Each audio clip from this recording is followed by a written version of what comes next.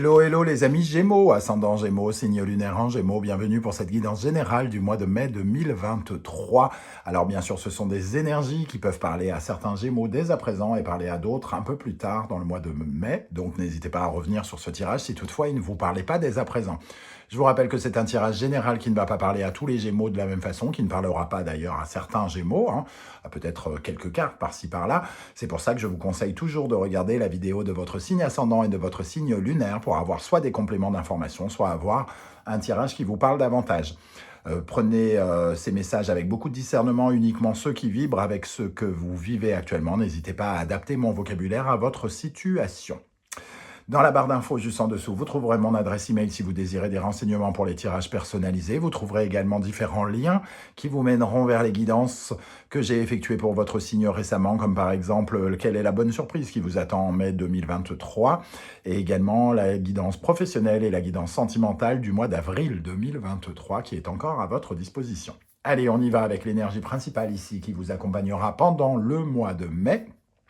N'hésitez pas à liker, à partager, à vous abonner, à commenter, c'est très important pour l'expansion de la chaîne qui ralentit, je dois l'avouer.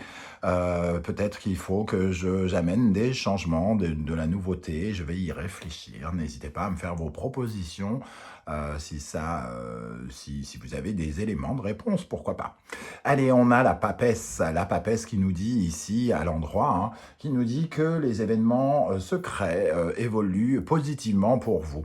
Quand je dis secret, c'est-à-dire que c'est soit à votre insu, vous ne le savez pas, c'est l'univers qui prépare ses plans, et que vous faites ce qu'il faut pour récolter plus tard quelque chose.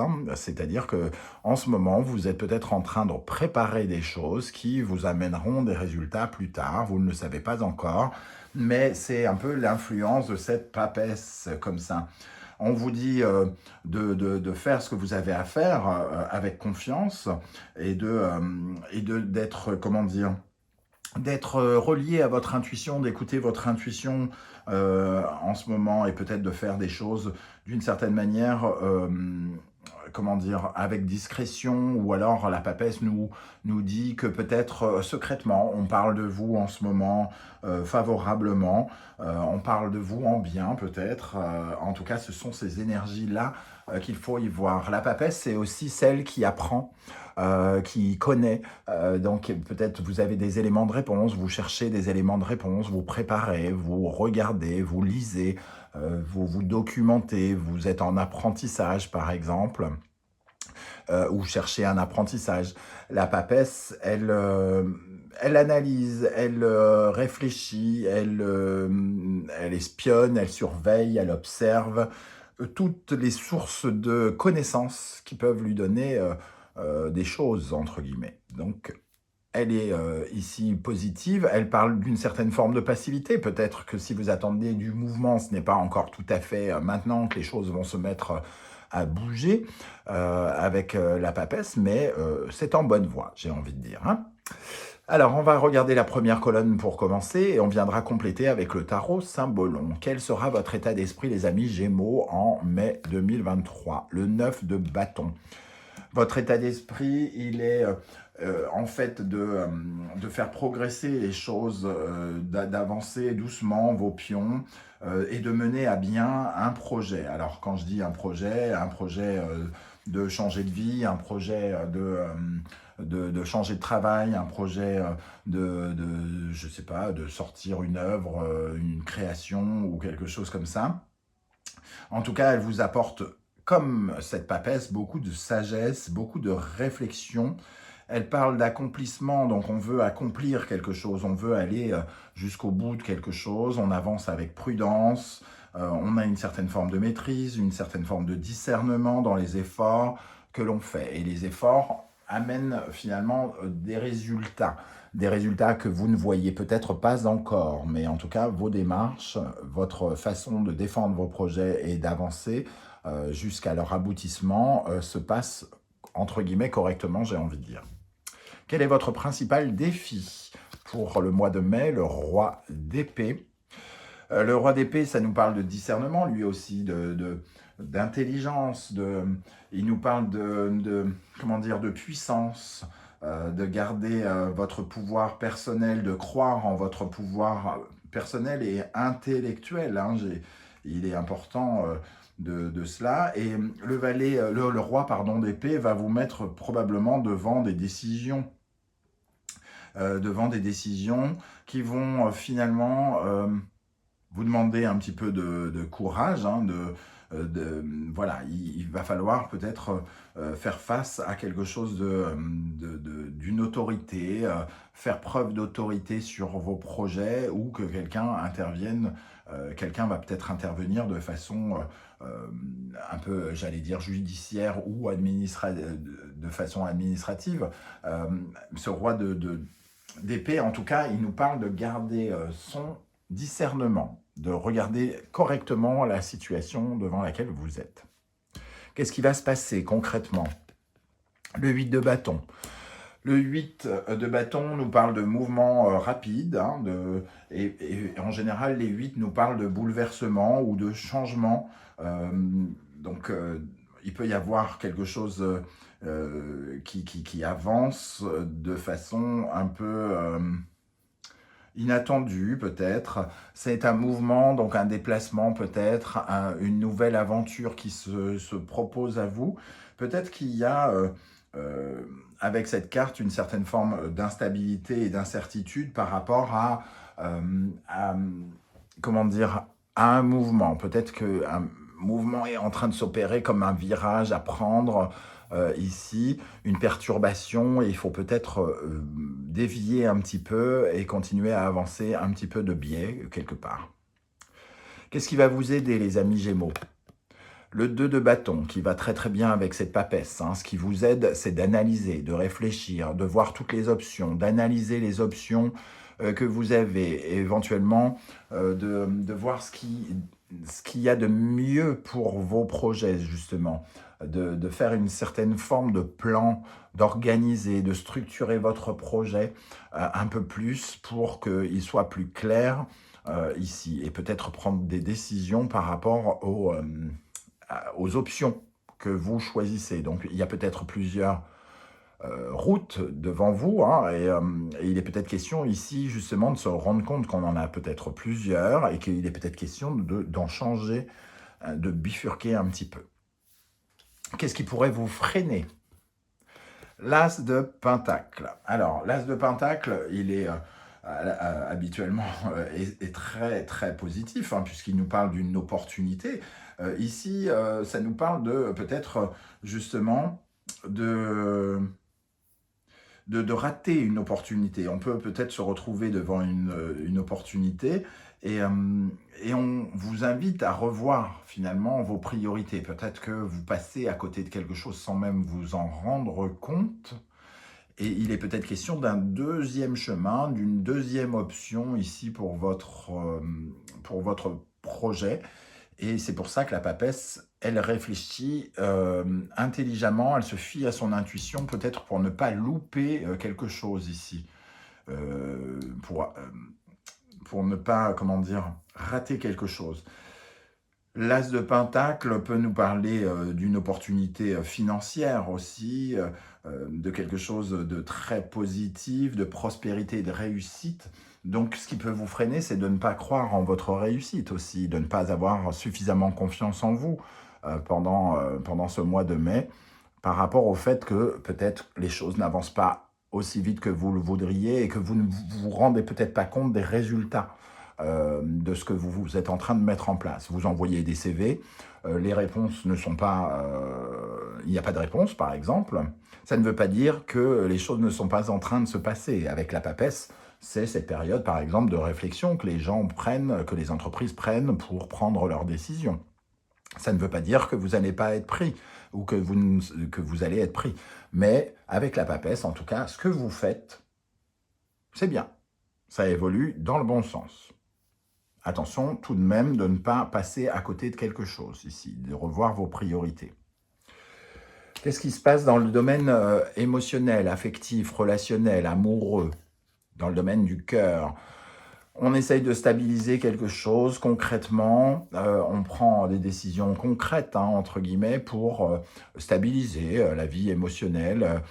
On est pas vraiment dans le domaine du cœur, on est dans le domaine des démonstrations concrètes. Ici, on fait des choses concrètes face à son émotionnel pour justement rééquilibrer. Dans le domaine professionnel, qui fera l'objet d'une vidéo, comme le domaine sentimental, une vidéo bien précise un peu plus tard dans le mois sur la chaîne. Dans le domaine professionnel, matériel et concret, nous avons l'empereur. L'empereur, il stabilise, il conquiert du terrain, il essaye d'être en rapport avec, comment dire, une certaine propension à améliorer les choses, à faire grandir les choses. Il représente finalement la réalisation, la création, la stabilité aussi. Il y a avec ce personnage les compétences qui sont mises en valeur. Peut-être que justement ici, il peut y avoir une recherche de compétences. L'endroit où vous êtes stable, l'endroit où vous êtes, où vous sentez en sécurité. Ça peut nous parler de vos compétences et d'options par rapport à comment aller chercher cette opportunité, comment chercher ce nouveau départ. Ok, alors la deuxième nous en dira plus, hein, je pense.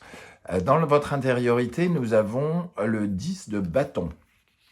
Alors, le 10 de bâton, c'est quand on est chargé comme une mule un peu, nos projets sont lourds à porter et peut-être qu'on les porte tout seul et qu'ici, on arrive à un moment charnière où on va pouvoir déposer 9 de ces 10 bâtons et peut-être confier notre projet à quelqu'un d'autre ou alors sous-traiter ou se rendre compte qu'on peut avoir le soutien d'autres personnes.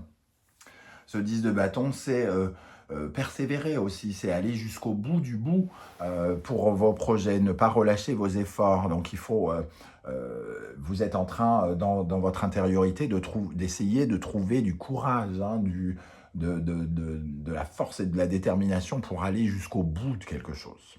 On voit le 9 de bâton, le 10 de bâton, ici, il y a une envie d'aller chercher quelque chose, un projet, d'aller le mener à bout. Avec quel état d'esprit vous allez terminer le mois de mai? L'étoile, avec beaucoup plus d'espoir peut-être. Peut-être que des choses vont se simplifier pendant le mois, se purifier. On va nettoyer certaines choses, éliminer des choses inutiles par exemple, non essentielles. Et surtout, on va se diriger vers une certaine forme de douceur vis-à-vis de soi-même. On avance doucement, mais sûrement, ici, avec quelque chose qui évolue correctement, positivement, en secret, on se dirige vers la destination que l'on doit prendre. C'est-à-dire, on suit son étoile, on se trouve à la bonne place par rapport aux événements qui sont en train de se préparer. On sent aussi le soutien du divin ici sur votre tête, hein, avec cette étoile qui vous guide. Donc, on vous guide, mais il faut bien écouter votre intuition également. Alors, avec le tarot Symbolon, votre état d'esprit, 9 de bâton et cette carte qui nous parle du taureau et de la Vierge, de Vénus et de Mercure. Donc, ça nous parle de soigner finalement votre valeur, votre confiance en vous. Ici, on sent que vous vous démenez par rapport à un projet. Et il est question de travailler sur votre valeur, de sortir votre potentiel aussi, hein. Donc ici, la papesse, elle réfléchit, elle étudie. Ici, on a les compétences aussi, votre capacité à réaliser les choses. Et on sent qu'ici, vous cherchez votre potentiel, vous trouvez votre potentiel petit à petit. Où est votre valeur? Comment utiliser comment utiliser vos capacités professionnelles aussi, hein, ici, hein, tout ce qui est de la Vierge, dans le domaine de la Vierge, on essaye de guérir finalement son estime de soi ou quelque chose comme ça. De se sentir un peu plus beau, c'est ce que j'entends, plus beau, plus valeureux, comme si on avait plus de valeur. Qu'est-ce qui représente votre défi avec ce roi d'épée? Donc, prendre des décisions ici qui vont dans le sens de la réalisation de vos projets et de vos rêves. Bélier, Poisson, Mars, Neptune, on voit ce personnage qui n'en peut plus, qui rêve de devenir ce chevalier brillant. Il rêve, mais par contre, il n'est pas dans l'action. Et c'est le bélier qui doit donner l'impulsivité, l'initiative. Donc, ici, c'est levez-vous. Votre défi, c'est de vous lever et d'essayer de devenir ce chevalier que vous rêvez d'être. Il faut sortir du rêve, peut-être, et d'essayer enfin d'atteindre votre objectif. Qu'est-ce qui va se passer avec le 8 de bâton? Donc, on parlait peut-être d'un mouvement, d'un bouleversement, d'un changement de plan ou d'un revirement de mouvement, entre guillemets, puisque ça nous parle d'action ici. Et ici, nous avons le Scorpion et Pluton qui nous parle effectivement de la fin de quelque chose et de la régénération d'autre chose. Donc, il peut y avoir un changement de projet, un changement de plan. On revoit sa copie dans un mouvement. En se déplaçant, vous allez quelque part et finalement, vous changez d'avis, par exemple, ou vous revoyez votre copie. Ça ne veut pas dire que vous changez tout. Vous pouvez aussi juste choisir des options différentes ici, puisque ça vous aide de bâtons, de choisir, de réfléchir, d'analyser, d'étudier finalement ces 2 bâtons pour savoir lequel vous conviendra le mieux. Justement, qu'est-ce qui va vous aider? Bélier, Gémeaux. Donc, ça vous parle de vous, hein, le Gémeaux ici et le Bélier. Donc, de créer davantage de potentiel et surtout un côté fonceur et déterminé, ça déjà. D'être dans le mouvement et de... Il y a une notion de critique avec de juge ou de critique, entre guillemets, avec ce personnage ici qui est attaché. Alors peut-être que vous choisissez des options, soit pour ne pas être critiqué, pour ne pas vous critiquer vous-même, ou parce que vous sentez qu'il peut y avoir peut-être un barrage en face de vous, et que vous vous demandez comment passer ce barrage, et quelle est la meilleure méthode. Le Gémeaux propose une sorte de double facette, hein, et le Bélier, ici, c'est le projet. Donc peut-être qu'il y a quelque chose d'assez critique sur une des 2 options et qu'il faut analyser ce barrage, cette barrière, pour pouvoir passer, justement. C'est ça qui vous aide, de revoir peut-être la copie, justement, parce qu'il y a un truc qui n'est pas dans dans un des 2 bâtons, il y a peut-être quelque chose qui n'est pas justifié ou qui n'est pas bon pour vous ou pas assez bien. Ici aussi, ça nous parle d'études, hein, pour certains d'entre vous, avec le Gémeaux, d'intelligence et d'études. Et ici, on nous parle de nouvelles initiatives, de nouveaux départs. Donc peut-être de revoir sa copie, effectivement, et par rapport à un apprentissage, par rapport à apprendre de nouvelles choses. Apprendre de nouvelles choses. Ça peut parler notamment à tous les Gémeaux qui veulent suivre une formation ou quelque chose comme ça, se remettre à niveau ou quelque chose comme ça, hein, de voir de nouvelles perspectives et d'analyser, de faire des plans par rapport à une formation qui pourrait commencer ou que vous envisagez de faire. Qu'est-ce qui pourrait vous bloquer avec cet as de pentacle? Manquer de vision d'avenir avec cette carte, hein. Le Sagittaire, Poisson, Jupiter, Neptune, c'est la carte des oracliens et des tarologues et des cartomanciens, hein. C'est voir l'avenir, cette carte. Avoir des propensions à sentir ce qui vient. Si c'est en frein, c'est que peut-être, au contraire, vous avez du mal à vous projeter et que vous ne voyez pas l'avenir, que vous ne voyez pas l'opportunité dans cet avenir peut-être, que vous avez du mal à cerner ce que vous pourriez gagner dans une situation. Mais on vous dit, faites confiance à cette étoile qui vous mène au bon endroit, fiez-vous à votre intuition. Si vous le sentez, si vous sentez qu'il y a du potentiel dans quelque chose, même si vous ne voyez pas où ça peut vous mener, peut-être qu'il est bon de revoir votre copie. Qu'est-ce qui va se passer dans le domaine émotionnel, sentimental, relationnel, amoureux? Remettre de l'équilibre, des preuves concrètes ici par rapport à l'émancipation, par rapport au fait de se sentir peut-être indépendant. Ici, on parle d'une carte qui nous dit au revoir, qui dit au revoir. C'est peut-être s'éloigner des autres finalement et peut-être apprécier davantage sa propre opinion, puisqu'on est dans le concret ici. Il y a quelque chose qui nous aide à nous émanciper de la vie des autres pour être dans nos propres ressentis, se libérer peut-être de la vie de quelqu'un ici et de se sentir plus libre de faire ce que l'on veut. Non pas de dire adieu, pas forcément, pas à ce point-là, mais en tout cas de rééquilibrer quelque chose concrètement pour se sentir plus libre d'un point de vue relationnel, c'est-à-dire peut-être sentir moins le poids de quelqu'un ou de plusieurs personnes sur vos choix, vos décisions ici qui sont très personnelles, hein, de réaliser peut-être certains de vos rêves. Dans le domaine professionnel, avec cet empereur, nous avons Vierge, Verseau, Mercure, Uranus, un bouleversement et une guérison, quelque chose qui vous régénère. Alors, ça vous le bouleverse, vous prenez un coup de jus ici, hein, entre guillemets, mais à côté de ça, c'est un bouleversement professionnel ou concret en tout cas, puisqu'on a l'empereur ici qui vous déstabilise peut-être le temps d'un moment ou qui remet en cause peut-être vos compétences, votre pouvoir de réalisation.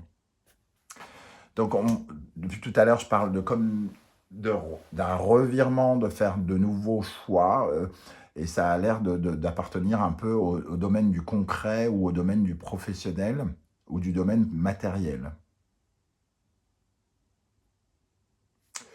Dans le domaine intérieur, ici avec le 10 de bâton, nous avons le lion, le soleil, poisson, Neptune. On voit ici que quelque part, on essaye de moins fuir la réalité, du moins, oui, moins fuir la réalité. On est dans le poisson et Neptune, on essaye de mettre un éclairage sur nos rêves. Vous mettez un éclairage sur vos rêves, vous essayez d'être le plus paisible possible et le moins fuyant possible, d'avoir un esprit de conscience. C'est-à-dire, Neptune, ça a tendance à nous embrumer, à nous embrouiller, entre guillemets.